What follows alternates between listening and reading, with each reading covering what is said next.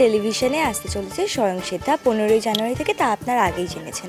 একটু আগে গোবিন্দর সাথে আলাপ হয়েছে, এবার আমাদের পাশে রয়েছে চণ্ডী। প্রথমে জিজ্ঞাসা করবো, কেমন আছো বলো? আমি খুব ভালো আছি। নতুন বছরে নতুন কাজ, আমি আমার কাছে খুব বড় একটা গিফট এটা। বেশ, যেটা আমি চরিত্র গোবিন্দ অর্থাৎ বিশ্বদাকেও জিজ্ঞাসা করছিলাম যে একটা তো প্রেশার থাকে, এত বড় শিল্পীরা এই চরিত্রে অভিনয় করে গেছে, দর্শকদের এক্সপেকটেশন অলরেডি বেড়ে আছে, তো সেখানে দাঁড়িয়ে এই চরিত্রটা বাছার আগে বা নেওয়ার আগে কতটা টেনশন কাজ করেছে? নেওয়ার সময় কোনো টেনশন কাজ করেনি, নিয়ে নেওয়ার তারপরে যখন চরিত্রটা আমি প্লে করছি তখন খুবই চ্যালেঞ্জিং হয়ে দাঁড়াচ্ছে। মানে আমি যতটা ইজি ভেবেছিলাম অতটা ইজি একদমই না। বেশ, এই চরিত্রটার অনেকগুলো শেড আছে, সে যেরকমভাবে ঘর করতে পারে সেরকমভাবেই সে কুস্তিও করতে পারে, তো এই চরিত্রটা করতে গিয়ে কত কিছু শিখছো এবং প্রত্যেকটা স্টেজ অন্যরকম, সেই যে জার্নিটা সেটা নিয়ে দর্শকদের একটু বলো। হ্যাঁ, আমি এই চরিত্রটা করতে গিয়ে চ্যালেঞ্জিং তো বটেই, কিন্তু আমি খুব এনজয় করছি। প্রতিটা ক্যারেক্টার মানে আমার যে কো অ্যাক্টার্সরা আছে তারা ভীষণ ভালো, আমাকে শিখিয়ে পড়িয়ে নিচ্ছে। আর আমাদের যিনি ডিরেক্টর অনিন্দ্য সরকার, তাকে নিয়ে তো যতই বলা হবে সেটা কমই হবে। তিনি আমাকে প্রতিটা মুহূর্ত মানে বুঝিয়ে যাচ্ছেন। আর কুস্তি খেলা, লাঠি খেলা, এইটা আমার কাছে মানে একটা অ্যাডভেঞ্চার। আমার এরকম ক্যারেক্টার আমি কোনোদিনও পাবো বলে আমি এক্সপেক্ট করিনি। আর ছোটোবেলা থেকে দেখে এসেছি স্বয়ংসিদ্ধা অনেকবার, কিন্তু আমি কখনো ভাবিনি যে এই ক্যারেক্টারটা আমি কোনোদিনও প্লে করবো। তো মিঠু মুখার্জির রোলটা আমি প্লে করছি, এটা খুব চ্যালেঞ্জিং। আমি চেষ্টা করছি আমার লেভেল বেস্ট দেওয়ার, আর আমার মনে হয় দর্শকরা এটাকে অ্যাকসেপ্ট করবে খুব ভালোভাবে।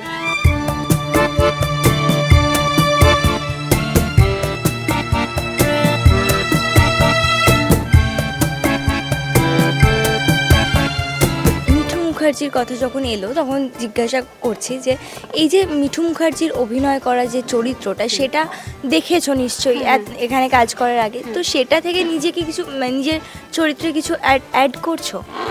না, এই চরিত্রটা বলতে পারো আমার মতন করে আমি একটা ভেবেছি। তারপরে আমার ডিরেক্টর যিনি আছেন উনি আমাকে ওনার পয়েন্ট অফ ভিউ দিয়ে যেটা দেখাচ্ছেন আমি সেটাই করছি, কিন্তু একটা ভাবনা আমার রয়ে গেছে, ওই ভাবনাটাকে বেস রেখেছি, কিন্তু নিজের মতো করে আমার অনিন্দ্যদার মতো করে আমি করছি ব্যাপারটা। আকাশ আটে তো আসছে 15ই জানুয়ারি থেকে, কিন্তু দর্শকদেরকে বলো এই যে কুস্তি খেলা বা লাঠি খেলা, এটা নিজে কতটা শিখেছো? আমি আসলে যে ভাই বোনেরা এসেছিলো তাদের সাথে আমার খুব ভালো বন্ধুত্ব হয়ে গেছিলো, আমার ইন্টারেস্ট আছে এটার ওপর। তো আমি তাদের সাথে এমনি খেলাই করছিলাম আখাড়াতে, যে কীভাবে প্যাঁচ দিচ্ছ আমাকেও শেখাও, আমিও করব। তো আমি দেখছি আমি প্রত্যেকটাই পারছি, তো আমার খুব আমি এনজয় করেছি। আর আমি লাঠি খেলার ওই সিনটা কবে হবে ওটা নিয়ে আমি খুব এক্সাইটেড। আমার মানে সবাইকে চমকাচ্ছি, বকছি, মারছি, এই ব্যাপারগুলো আমার খুব ভালো লেগেছে। মানে ক্যারেক্টারটা করতে আমি ভীষণ এনজয় করছি। মানে বুঝতে পারছেন তো, যদি আপনারা অশ্মির একসাথে লড়তে আসেন তারা কিন্তু প্যাচ দিয়ে ফেলে দেবে, প্র্যাকটিস করতেই পারি। বেশ, দর্শকদের কি বলবেন? দর্শকদের বলবো আপনাদের কাছে আমার একটাই অনুরোধ, যে অনেক আশীর্বাদের দরকার। প্রথম নতুন কাজ করছি, আপনাদের আশীর্বাদ পেলে আমি আরও ভালো কাজ করতে পারবো। আর স্বয়ংসিদ্ধা আপনারা সিনেমাটা দেখেছেন, ধারাবাহিকটাও দেখুন, আশা করি খুব ভালো লাগবে।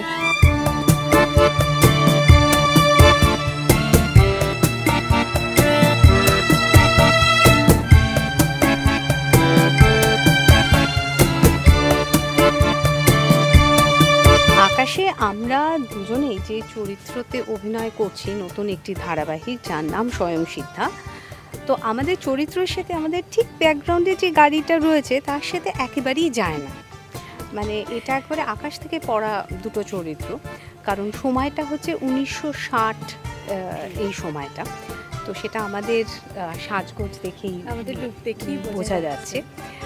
তো উনি হচ্ছেন জমিদার গিন্নি রানীমা, আর আমি হচ্ছি জমিদার বাড়িতে খুব সরল সাদাসিধে একটি মানুষ, পরিচারিকা। আমার নাম সরলা। ওই গোলমুখ দেখে আমাকে এইরকম চরিত্রে মানুষ ভীষণ পছন্দ করে। না, আমি মিষ্টি মানুষ, হ্যাঁ, এবং ভীষণ পজিটিভ একটা মানুষ, যাকে ছাড়া সত্যি বলতে আমাদের মানে এই বাড়িটা তো অচল। কারণ রানীমার একটা টাইমের পর তো বাকি সব কিছু নিয়ে ব্যস্ত হয়ে পড়ে, কিন্তু আমাদের ছেলের একমাত্র যে দেখভাল করে সেটা হচ্ছে এই সরলা। হ্যাঁ, স্বয়ংসিদ্ধা গল্পটা আপাতত সবারই জানা, কারণ এই রকম হিট বাংলা ছবি আমাদের বাংলা ইন্ডাস্ট্রিতে খুব কমই হয়েছে। তো ওই সেম গল্পকে ফলো করেই করা হচ্ছে, কোনো মানে সেইভাবে গল্পের কোনো বদল করা হয়নি, বা গল্পটাকে নিয়ে আবার না মানে রিরাইট করে আবার লেখা হয়নি, গল্পটা সেম রয়েছে। কিন্তু যেটা করা হয়েছে ধারাবাহিকের জন্য, প্রেজেন্টেশনটা একটু অন্যরকম দেখবেন। এবং কিছু হয় না যে কিছু জিনিস কখনো পুরনো হয় না, কিছু গল্পের এমনই একটা শক্ত বাঁধন রয়েছে যেটা যতবার দেখব ততবার আমাদের ভালো লাগে। স্বয়ংসিদ্ধা, দেবদাস, এই কিছু উপন্যাসের যে গল্পগুলো, তো সেইখানে মানে সেই কারণে এগুলো ক্লাসিক। হ্যাঁ, ক্লাসিক, সেই কারণে এগুলো ক্লাসিক। তো আমার চরিত্রটি নাম হচ্ছে সরলা, এবং আমি ছোট কর্তা, মানে সিনেমায় যিনি খুব সিনিয়র অভিনেতা রঞ্জিত মল্লিক যে পাঠটি করেছিলেন, সেই ছোট কর্তা আমাদের সিরিয়ালে পাঠ করছে ছেলে, অভিনেতার নাম বিশ্ব, ভীষণ ভালো অভিনেতা। তো ওর একটু মানসিক ভারসাম্যহীন একটু রয়েছে, তো ওকে ছোটবেলা থেকে আমি মানুষ করেছি, আমি বলতে গেলে ওর মাতৃসম। এবং এ হচ্ছে আমাদের বাড়ির রানীমা, এবং বেশ কট্টর একটা নেগেটিভ ব্যাপার, কিন্তু সেটা কাট বলা অবধি। আমরা কাট বলা অবধি কে পজিটিভ কে নেগেটিভ এই সমস্ত ব্যাপার রয়েছে, কিন্তু কাট অফ হয়ে গেলে তখন কিন্তু আমরা মানে বোঝাই যায় যে we have evolve from a homo sapien, যারা গাছে ছিলেন। আমাদের শুধু ল্যাজটা নেই, এই যা।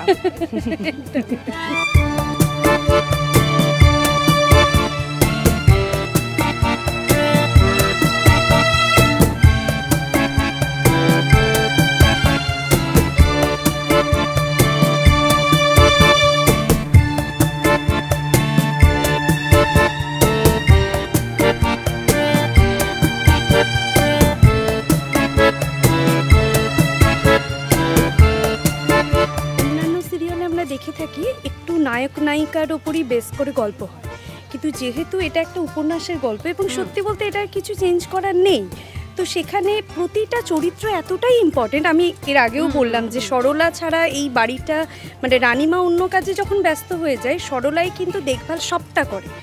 এবং আমরা গল্পেতেও দেখেছি যে নায়ক যে তার মা যে মানে সৎ মা যে সে একদমই পছন্দ করে না, এবং এখানেও সেমটাই।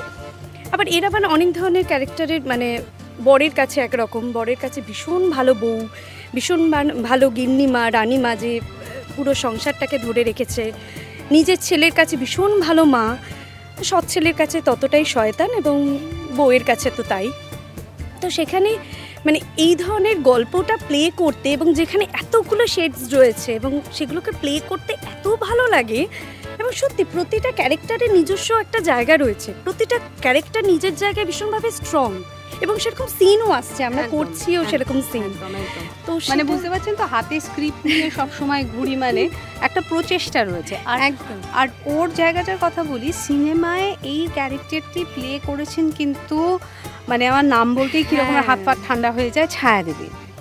হ্যাঁ, সে তুলনাই হয় না, না তুলনা ছেড়ে দিন, অতুলনীয়। কিন্তু আমি তাও বলবো, মানে ওই ওর সাথে পাঠ করছি বলে নয়, কিন্তু আমরা যখন একসাথে সিন করি, এবং সিনও এমন সুন্দর সিনের বাঁধুনি যে সিনগুলো আসে, কম্প্যারিজনের কোনো জায়গাতেই আমরা নেই, কিন্তু তবু আমরা আমাদের মতো করে চেষ্টা করেছি। এবং সিনগুলো টেক হওয়ার পর যখন আমরা সবাই মিলে দাঁড়িয়ে মনিটরে আবার দেখি, আমার কোথাও মনে হয় যে সিনগুলো না খুব প্রাণবন্ত।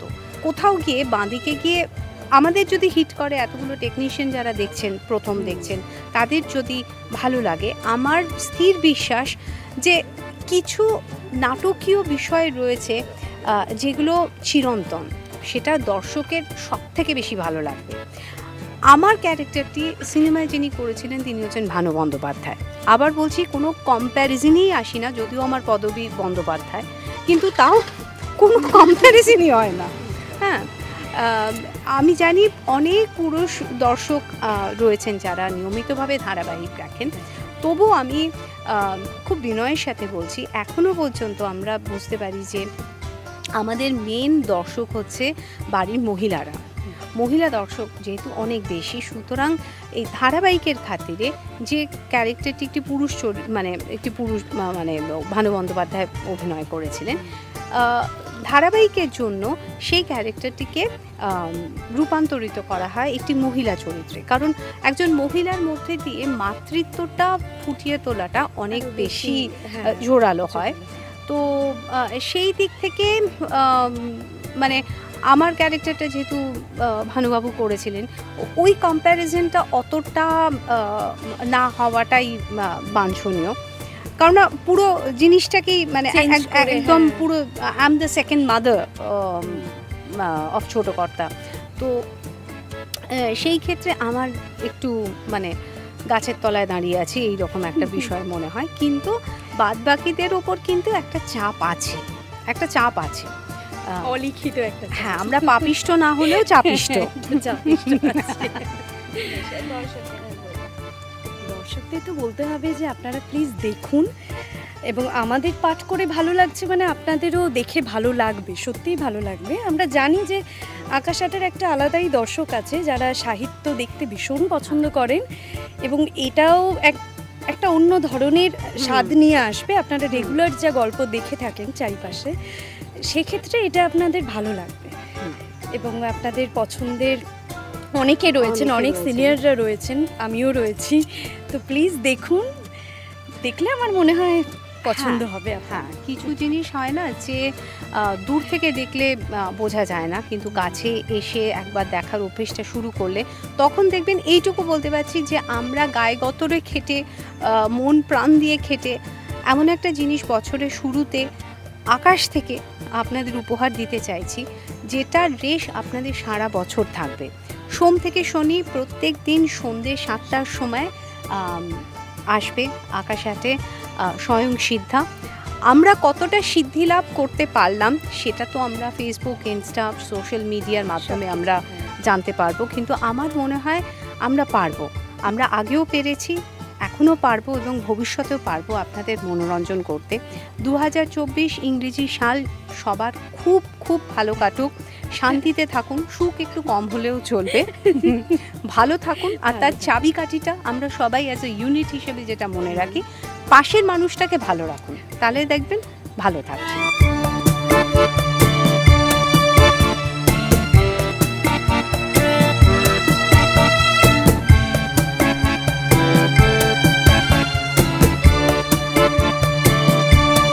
এখানে আমার চরিত্রটা জমিদার হরিনারায়ণ চট্টোপাধ্যায়, গল্পের যে হিরো মানে গোবিন্দ, তার বাবা। আমার দুটি ছেলে, একটি গোবিন্দ এবং আরেকটি হচ্ছে নিবারণ। নিবারণ নেগেটিভ এবং দুশ্চরিত্র একটি ছেলে। গোবিন্দ হচ্ছে মেন্টালি ডিসব্যালেন্সড, সে তার মানসিকভাবে বিকাশ ঘটেনি, সে একটু অন্যরকম। গল্পটা সবারই চেনা। আমার জমিদারের এস্টেটের নায়েব হচ্ছে কৌশিকদা, যেটা করছে আর কি চরিত্রটা, রুদ্রপ্রসাদ বলে। আমার চরিত্রটা বেসিক্যালি এখানে একজন এমন জমিদার যে সেই সময় ব্রিটিশ সরকারের বিরুদ্ধে কথা বলে না, কিন্তু ব্রিটিশ সরকারকে মানিয়ে চলে, কিন্তু একাধারে আবার স্বদেশী আন্দোলন যেটা চলছে তাদেরকেও সাপোর্ট করে, তাদেরকে পছন্দ করে। যে স্বদেশীরা, যেমন এখানে যে গল্পের নায়িকা চণ্ডী বলে যে মেয়েটি, সে চণ্ডীকে সে পছন্দ করে সেইভাবেই যখন তাই জানতে পারে যে এমন একটি মেয়ে আছে যে ব্রিটিশ সরকারের এগেনস্টে কথা বলছে, এবং যে খবরটা নায়েব এসে দিচ্ছে আমাকে, আমার নায়েব এসে দিচ্ছে খবরটা যে এরকম একটি মেয়ে আছে গ্রামে যে এইরকম করেছে। তো তখন আমার পছন্দ হয় তাকে, যে চলো একবার দেখে আসি। এবং দেখতে যাই কার জন্য? নিবারণের জন্য দেখতে যাই, আমার যে আরেকটি ছেলে আছে, ছোট ছেলে, তার। কিন্তু দেখতে গিয়ে আমার ওর বোল্ডনেস দেখে, ওর অ্যাটিটিউড দেখে, ওর কথাবার্তা শুনে এবং তার শিক্ষা দীক্ষা সবটা দেখে টোটালটা আমি ওকে গোবিন্দর জন্য পছন্দ করি। এখানেই গল্পের একটা টুইস্ট হয়, মানে দেখতে যাই নিবারণের জন্য কিন্তু পছন্দ হয় গোবিন্দর জন্য। এবং গোবিন্দ কেন দিই, গোবিন্দর জন্য কেন পছন্দ করি, যে গোবিন্দ যে ধরনের মানুষ, যে ধরনের ছেলে, ওকে সামলাবার জন্য যদি কোনো দরকার হয় মেয়ের বিয়ের পরে, তাহলে সেই মেয়েটি হচ্ছে এই চণ্ডী। ওই পারবে আমার সংসারের হাল ধরতে এসে এবং আমার বাড়ির মধ্যে যেসব ঘটনা ঘটছে, অঘটন ঘটছে, সেগুলোকে সঠিক হাতে চাবুকটা তুলে নিতে পারবে যাকে বলে। তো সেই চাবুক তুলে নিয়ে আসার মেয়েটা হচ্ছে আমার চণ্ডী, তাকে পছন্দ করে আমি নিয়ে আসি। আজকে যে সিনটা হলো সেটাও ওই ধরনের, ওরই একটা অঙ্গ। আমরা বিয়ে করে বৌমাকে নিয়ে বাড়ি আসছি, কিন্তু সেই সময় নিবারণ আসে, আমার ছোট ছেলে এসে তার সঙ্গে একটা দুর্ব্যবহার করে, বাজে হয়। সেখানে আমি বাবা হিসেবে তাকে বলি যে এটা করো না, তোমার প্রণাম করা কাজ, হ্যান্ডশেক করো না। প্রণাম করতে গিয়ে সেখানে গিয়ে ও একটা অসভ্যতা করে। তো সেই জায়গার একটা সিন আমরা দেখলাম। ওভারঅল গল্পটা সবার জানা, কিন্তু অনিন্দদা মানে ডিরেক্টর আমাদের অনিন্দ সরকার, তার টিম এবং সবাই মিলে, এবং আকাশাট যেভাবে, আকাশাটের তো কাজ সবাই আমরা জানি সাহিত্য নির্ভর কাজ করেন, এবং খুব সুষ্ঠুভাবে ধরে ধরে কাজ হচ্ছে। সকলে তাদের সেরাটা দেওয়ার চেষ্টা করছে আমরা চরিত্র অনুযায়ী। আমার চরিত্রটা এইটা, বাকিটা নায়ব বলুক। হ্যাঁ, এখানে আমি নায়বের চরিত্র করছি, আমার জমিদার হরিনারায়ণ চট্টোপাধ্যায়। তো ওনার তালুকে সব কিছুই পুরনো আমলের, স্বাধীনতার আগের সময়টা নিয়ে করা হচ্ছে, গল্পটা সেই অনুযায়ী রয়েছে। আর সবচেয়ে বড় জিনিস হচ্ছে যে এই ধরনের জিনিস থাকা উচিত, কারণ নতুন প্রজন্ম আমাদের সাহিত্য, আমাদের আচার আচরণ, আমাদের কালচার, এই ধরনের জিনিস থেকে অনেকটাই কিন্তু সরে যাচ্ছে। তো সেটা কিছুটা মূল্যবোধ ফিরিয়ে আনার জন্যও কাজ করবে বলে মনে হয় আমার। সেই জন্যে এই ধরনের কাজ হওয়া উচিত, আর আমি গর্বিত যে আমি এইরকম ধরনের একটা কাজ করতে পারছি বলে। আর যেটা বললেন যে আমাদের পুরো টিম, আকাশ আর অনিন্দদা অ্যাজ আ ডিরেক্টর, এবং বাকি যে সমস্ত ডিরেক্টরাল টিম, এবং বাকি আমাদের যারা কালিগস রয়েছেন, কলাকুশলীরা রয়েছেন, তারা প্রত্যেকেই প্রচণ্ড সাপোর্টিভ এবং প্রচণ্ড গুণী। তাই ওনাদের সাথে কাজ করতে পেরেও কিন্তু আমার ভালো লাগছে। হ্যাঁ, আপনারা দেখুন, সবসময় ভালোবাসার কাজ তো থাকে যে কোনো আর্টিস্টেরই, তাদের জীবনে এমন কোনো চরিত্র আসে যে চরিত্রটা করার জন্য তারা মুখিয়ে থাকে। তো আমার চরিত্রও সেরকম, আশা করি ওরও, যে হরিনারায়ণ চাটুর্যের চরিত্রটা এমন একটা চরিত্র যেটা মানুষ, শিল্পীরা, যে কোনো শিল্পী করতে চাইবে আর কি, সেইভাবেই তৈরি করা হয়েছে, লেখা হয়েছে। এখানে উল্লেখ করব আমাদের যিনি রাইটার, মানে রাকেশ ঘোষ, অসাধারণ স্ক্রিপ্ট আসছে আমাদের কাছে। যে হয় না যে ভালো স্ক্রিপ্ট পেলে ভালো অভিনয়টাও তৈরি হয়, সেরকম একটা জায়গা তৈরি হচ্ছে। তাই সাহিত্যের যারা দর্শক আকাশাটের, তাদের কাছে এই কাজটা আবার একটা মানে মনে রাখার মতো কাজ হতে চলেছে। আমি জানি এই ভালোবাসা তারা দিয়েছেন আগে, সেই ভালোবাসাটা যেন আমাদের স্বয়ংসিদ্ধার টিমের সাথেও থাকে। এবং এটাও মনে রাখবেন, 15ই জানুয়ারি মানে পরের সপ্তাহে, এই সোমবারেই কিন্তু আমরা টিভির পর্দায় চলে আসছি, কাজেই কেউ মিস করবেন না। এটা সবসময় আন্তরিক অনুরোধ রইল সবার কাছে।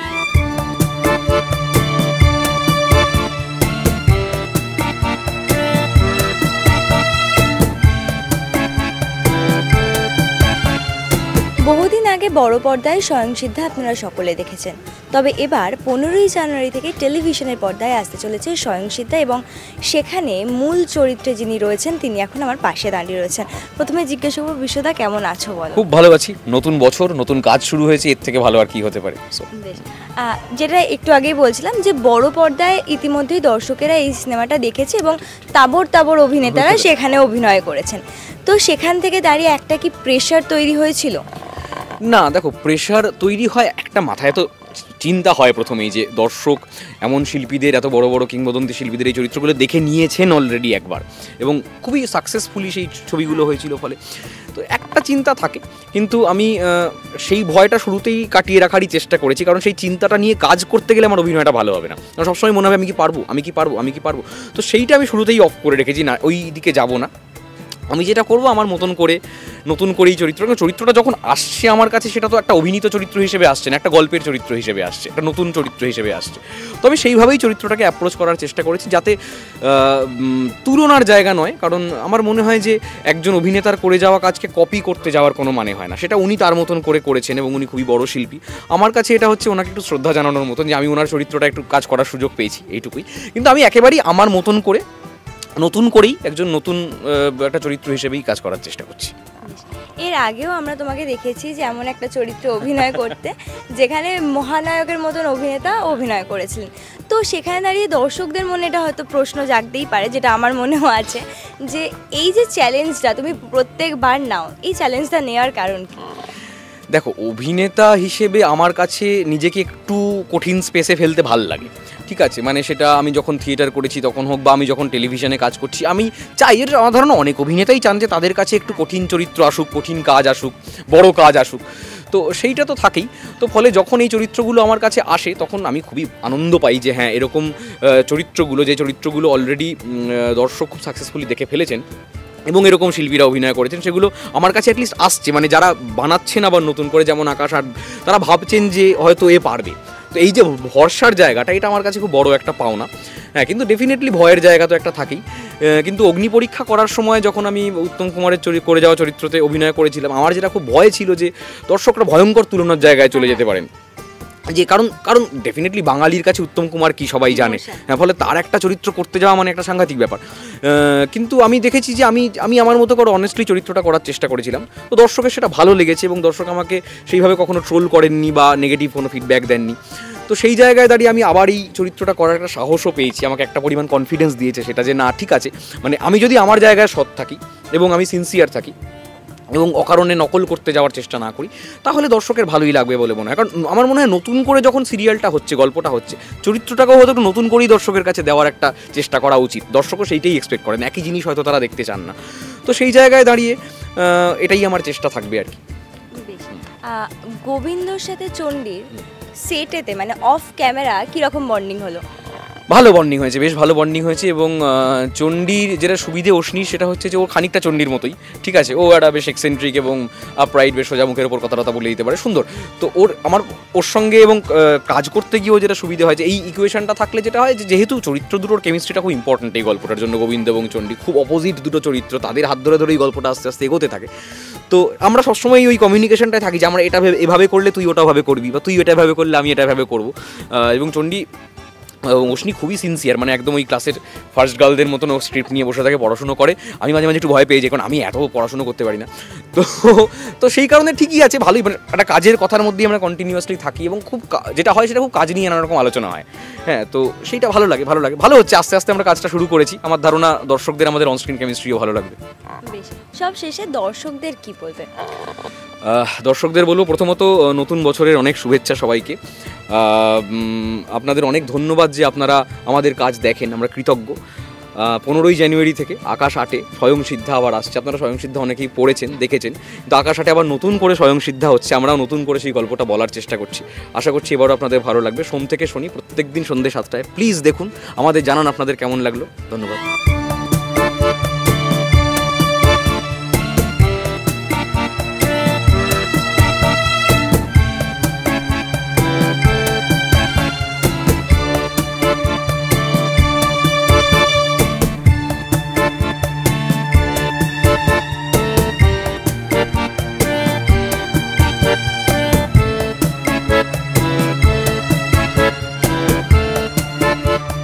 টলিউডের latest update, gossip and entertainment পেতে সাবস্ক্রাইব করুন শুধুমাত্র সিটি সিনেমা, আর ফলো করুন সিটি সিনেমার Instagram, Facebook, Twitter and ShareChat page.